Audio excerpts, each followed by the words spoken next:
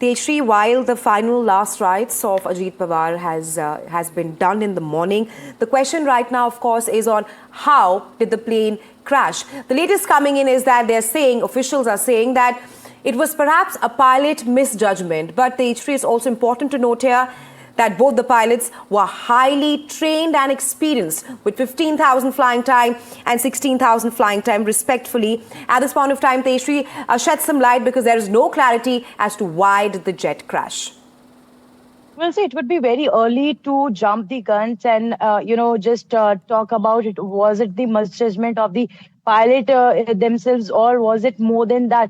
Because remember that we ourselves reported from the spot, and in fact, not just that, but also we saw that how this entire airport of Baramati is an uncontrolled falls under uncontrolled ATC.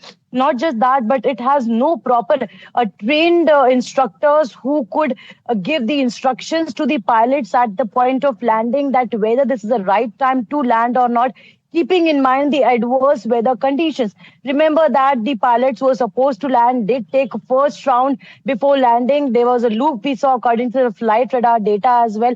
And then while they were trying to land for the second time, at that point of time, they crashed into the land. And that is how the accident took place. Now, important to note over here is that the AAIB team was already on the spot. They collected several evidences, but the most important thing over here will be the black box that's been retrieved.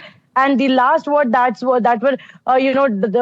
the conversation did the pilots have had among themselves, and was the message conveyed properly to the instructor who was sitting there or not? Because the pilots were experienced, but the instructor over there handling the entire monitoring system were not experienced. So those all things will also be kept in mind during investigation.